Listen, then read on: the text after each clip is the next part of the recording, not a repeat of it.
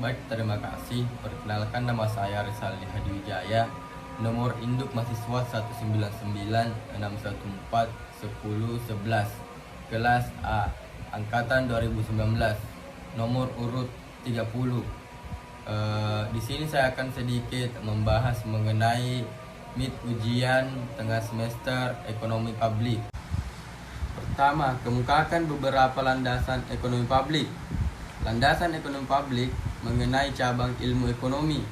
Hal ini menelaah masalah-masalah ekonomi hayalak, ramai, publik atau masyarakat, pemerintah atau negara, seperti kebijakan subsidi atau pajak, regulasi atau deregulasi, nasionalisasi atau privatisasi, sistem jaminan sosial, ketahanan pangan, kebijakan teknologi, pertahanan dan keamanan, pendidikan, kesehatan dan sebagainya. Di sisi lain pula, mencari tahu pengertian mengenai hubungan yang terjadi, di antaranya peristiwa-peristiwa yang terjadi dalam perekonomian. Selanjutnya, memanfaatkan segala peristiwa yang terjadi seputar ekonomi untuk dijadikan sebuah landasan dalam mengambil sebuah kebijakan atau keputusan dalam menghadapi segala permasalahan yang ditemui. Yang terakhir, menciptakan suatu kondisi yang kondusif dan baik bagi kemajuan perekonomian. Nomor 2 yaitu jelaskan beberapa faktor kegagalan pemerintah. Jawabannya itu di mana pada dasarnya dalam suatu masyarakat memunculkan pendapat bahwa negara atau pemerintah merupakan penyebab utama dari persoalan-persoalan di negara dan bukannya sebuah penyelesaian. Kegagalan pemerintah dapat dikelompokkan menjadi 2. Yang pertama, commission failures dan failures of commission. Commission failures contohnya pada badan usaha milik negara yang ongkosnya mahal dan tidak efisien. Ketidakefisienan dan pemborosan dalam program-program investasi pemerintah, kontrol pemerintah yang terlalu jauh, dan mahalnya biaya atas aktivitas sektor swasta, maupun defisit anggaran pemerintah yang disebabkan oleh defisit BUMN atau badan usaha milik negara yang mendorong inflasi yang tinggi dengan konsekuensi selanjutnya terhadap alokasi sumber daya serta perilaku tabungan maupun alokasi investasi swasta. Sedangkan failures of commission yaitu memburuknya fasilitas transportasi dan komunikasi yang menyebabkan naiknya biaya aktivitas sektor swasta maupun sektor publik, dan juga pemeliharaan fixed nominal exchange rate berhadapan dengan laju inflasi yang begitu cepat yang disokong dengan exchange control dan lisensi impor. Kegagalan fasilitas infrastruktur yang ada. Lahirnya produk dari kedua jenis kegagalan pemerintah tersebut menyebabkan munculnya korupsi besar-besaran yang tiap tahunnya makin meningkat. Yang ketiga, uraikan pengertian dan ciri barang publik disertai dengan contoh mendasar.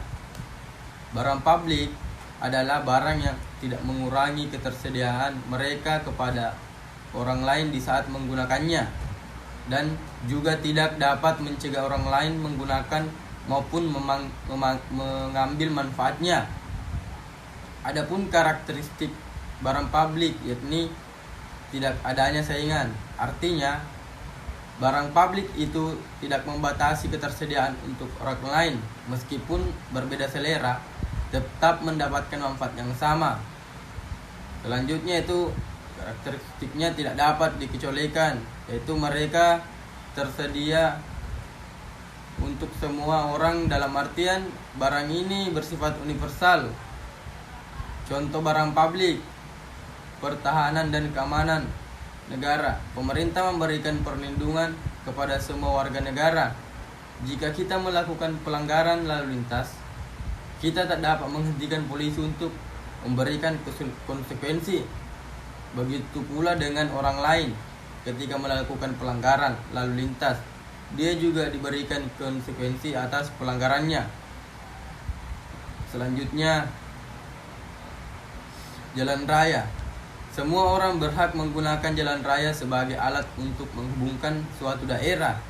Namun, jika semua orang ugal-ugalan menggunakan jalan raya, pasti mereka akan dampak negatif dari penggunaan jalan raya dan merugikan semua pengguna jalan raya pula.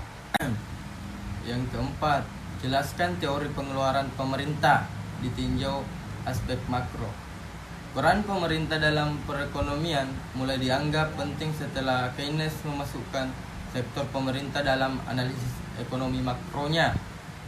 Teori Keynes mengenai pengeluaran pemerintah dilatar belakangi gagasan MUM bahwa pengangguran terus-menerus berasal dari penurunan total sektor swasta. Menurut Keynes, pemerintah dapat mengurangi pengangguran dengan meningkatkan total pengeluaran dalam perekonomian. Keynes beranggapan bahwa perluasan belanja pemerintah dapat mempercepat pertumbuhan ekonomi. Mengenai hubungan belanja publik dengan pertumbuhan ekonomi, Keynes berpandangan bahwa pengeluaran pemerintah yang relatif tinggi menyebabkan peningkatan permintaan agregat dan pada gilirannya meningkatkan pertumbuhan ekonomi. Nomor 5, bedakan fungsi APBN ditinjau aspek kebijakan fiskal dan aspek manajemen. Fungsi APBN pada aspek kebijakan fiskal, yang pertama sebagai suatu otorisasi. Hal ini berarti anggaran negara berfungsi menjadi dasar untuk melaksanakan pendapatan dan belanja pada tahun itu. Yang kedua, stabilisasi, artinya bahwa anggaran pemerintah menjadi alat untuk memelihara dan mengupayakan keseimbangan fundamental perekonomian. Distribusi, artinya kebijakan anggaran negara harus memperhatikan rasa keadilan, di mana distribusi APBN ini sesuai dengan kebutuhan dan peruntukannya. Fungsi APBN dalam aspek kebijakan manajemen. Yang pertama itu sebagai instrumen pengawasan, APBN berfungsi untuk menilai apakah kegiatan penyelenggaraan pemerintah negara sesuai dengan ketentuan yang telah ditetapkan. Yang kedua, sebagai tolak ukur masyarakat untuk jangka waktu ke depan terhadap kebijakan yang dibuat pemerintah. Yang ketiga, alokasi.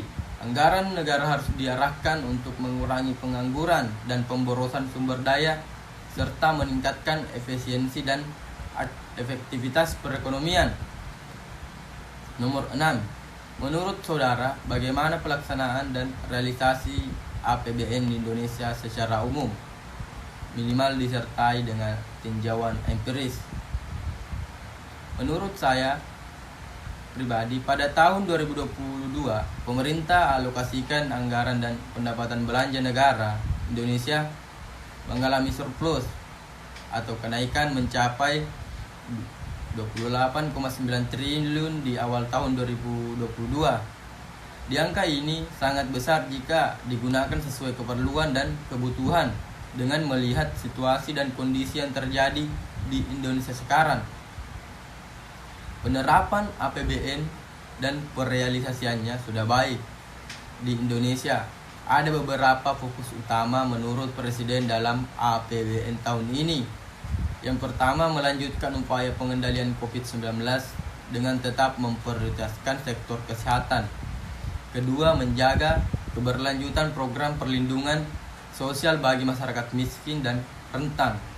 Yang ketiga, memfokuskan untuk memperkuat agenda peningkatan sumber daya manusia yang unggul, berintegritas, dan berdaya saing. Keempat, Jokowi melanjutkan pembangunan infrastruktur dan meningkatkan kemampuan adaptasi teknologi. Yang kelima itu penguatan desentralisasi fiskal untuk peningkatan dan pemerataan kesejahteraan antar daerah. Yang terakhir itu melanjutkan reformasi penganggaran dengan menerapkan zero-based budgeting untuk mendorong agar belanja lebih efisien, kebijakan ini saya harap sudah tepat untuk kondisi sekarang. Namun kita perlu tahu bahwa ada beberapa proyek besar yang akan dilakukan Indonesia. Salah satunya pemindahan IKN atau Ibu Kota Negara. Hal ini memberikan pengeluaran sesuai dengan skema pembiayaan pembangunan IKN Nusantara hingga 2024. Akan lebih banyak dibebankan pada APBN, yakni 53,3%. Hal ini saya pikir tanggung jawab besar dalam negara. Jika kita tak mampu mengelola APBN dengan baik, ada dampak-dampak yang akan muncul. Di sisi lain ada pula harapan yang ditunggu dari masyarakat dari pemindahan ibu kota negara ini.